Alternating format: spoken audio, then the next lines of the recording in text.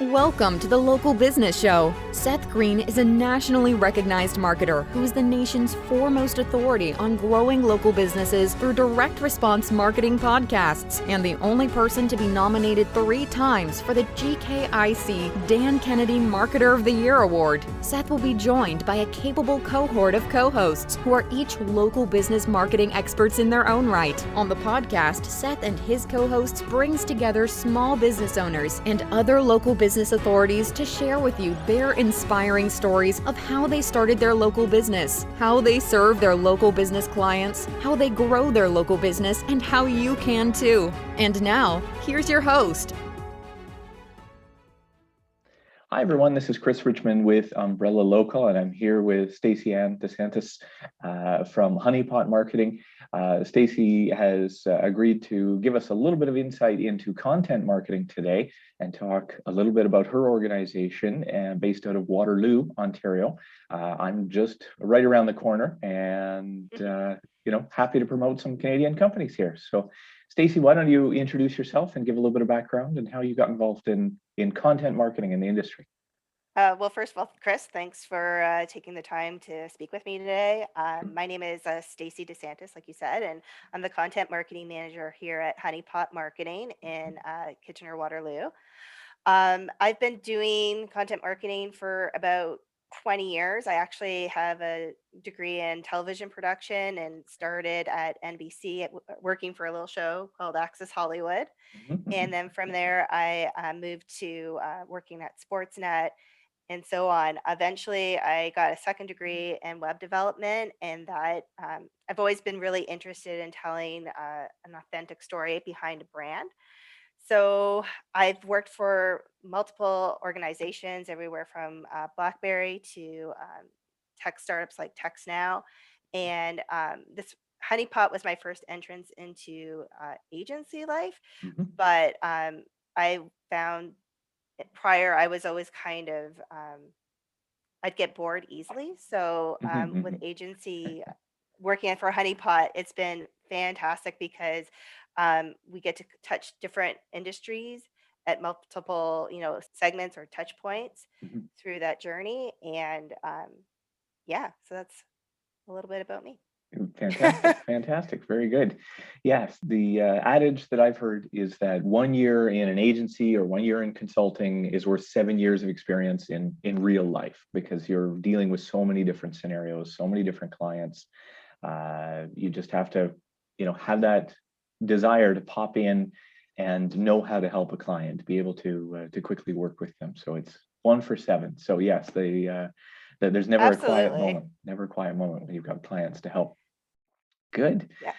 In terms of the businesses that you help with Honeypot, would you say they're local to the Waterloo area, or are you helping clients around Canada, North America, or wider? I would say it's even wider. Most of our clients, actually, ironically enough, are not local. We have clients everywhere from the UK down to South America to Costa Rica to the United States, and some local businesses as well in the KW region. But we really touch on almost a global audience. Sure. Well, that's great. I mean, it just shows, the reach of the internet and the ability to serve partners. And you were probably working on Zoom well before this COVID thing ever popped up, right? So Oh yeah, exactly, you can work anywhere. that's the beauty of it. That it was really easy for us to actually transition to this type of format because we were pretty much doing a lot of that already. Now, that being said, how would you say you create a sense of team and a sense of partnership with a client if you only ever meet them virtually? Is there any hints or tips or tools or processes that your team uses in order to help bond with a client? That's a great question. We do a couple different things. We really believe in a collaboration with the client. We don't look at our relationship with the client as being like we're order takers. We kind of want to understand what their goals are, and then we want to help them achieve those goals. Some of the things that we do in terms of content is we usually schedule a monthly content huddle at the beginning of the month to talk about the next month coming up.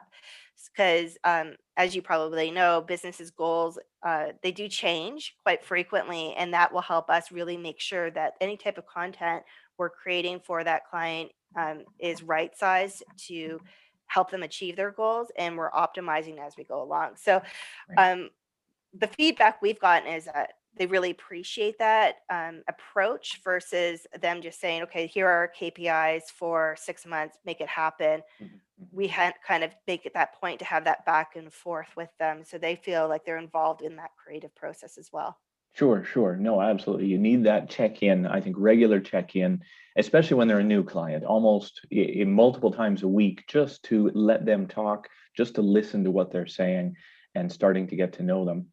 So that's great. That sounds like a good process that you've got in terms of keeping in touch and keeping them involved. So they have a sense of ownership over the product in the end and a stake in it. Um, do you find that clients come to you with their own ideas, or how do you go through the idea and creation process? You're talking about meeting with them on a monthly basis to kind of Yep. pitch ideas and be creative together. Obviously, as you said, clients have a natural cycle throughout the business year. You know, if they're obviously, someone in e-commerce would be promoting things, for Mother's Day and then into preparation for, perhaps Halloween and Christmas and so on. They're on a pretty regular cycle, but some clients aren't. So how do you help them with different ideas? Do you take their ideas and work with them, or do you have sort of a honeypot of ideas that you use? Yeah, kind of take both approaches. So I would say everyone on the Honeypot team has a very good understanding of active listening. Mhm, It's really about having that conversation. Normally, we have, when we're first starting with a new client, we would have a kickoff meeting. And through that meeting, you'll find most of us taking copious notes and really just active listening to the client to understand what their needs are. They've come to you for a reason because mhm. they need help. And how can we help them if we're not active listening to them, if that Indeed. makes sense? Yeah, no, It's kind of, absolutely. but Absolutely. it's really important that once we understand what they're trying to achieve, I have a saying at work where I say, let's throw spaghetti at the wall and see what sticks. So they Mm, might not go with every idea that we have, mhm, but we will definitely challenge them and give them a couple different ideas that we feel would be most effective. And most of our ideas are very data driven. So mhm, mhm. we'll look into, we'll do a lot of SEO keyword research, like what are people Sure. actually looking for in their niche, and then develop content strategically that makes sense for what their customers are looking for. Because at the end of the day, your job as a content marketer is to make sure that people don't only aren't only aware of the brand, but they view the brand as a trusted resource, an authentic, place where they can go and get the questions or get the answers to the questions they may have. Right, right, indeed. Yeah, it's very, very important, obviously, to do that research, to know your Mhm. metrics for what you're trying to track and follow. Now, I know obviously there's a big price difference in producing text content versus actual video content, and yet so much of what we see these days is a desire for, yes, I want to be on Facebook, I want to be on Instagram, I want to have video, I want to have that. What they feel might be the benefit for their brand because it is video Mhm. versus, well, content can still do a lot for you at a very effective price and still drive people to your site and still get you found and still help you with those conversions. How do you have that conversation when the client says, well, I want, X number of videos, but they don't have the budget for it? They want the benefits of video, but they're not willing to spend the money, or they may not be willing to be on video as a spokesperson, that kind of scenario. They want the benefits, but yeah, what other alternatives can you offer to someone if a person to person video isn't an option for them? Sure. We are able to do a lot of video for pretty good price point. I would say, the way we look at that is writing or text copy is not spec driven. So we really trying to make sure that if it is a piece of content that we're just writing text for, that it is something that starts a conversation with the audience that is very authentic. It's really important to really understand which social channels or which digital channels make the most sense for that brand. It might make sense to do a lot of Instagram reel stories, and how do you bring that brand to life if you don't want to have the, like, let's say it's an app, so there's really no face to the brand itself. You may look at creating polls. You may look at ways that you can use stock video that is effective, but that starts a conversation or grabs that person's attention. Mhm. There, what a lot of clients don't realize is that they are sitting usually on a gold mine of existing content already. Yes, So we're yes. really big on taking that content and repurposing it. Mhm. So they may have a webinar that they've done and it's on demand, or they might have an older YouTube video, but we're able to slice and dice it in such a way that we can repurpose that evergreen content and make it just as effective, while staying within their budgets. Sure, sure. Yeah, it's existing sales collateral. They've created at some point to answer questions that their clients have. You're right, it could be webinars that help build at the top of the funnel, or it could be support items, all of which, yes, are often very keyword rich. Exactly. Mhm. You just need to tweak them a little bit and have some great content for them.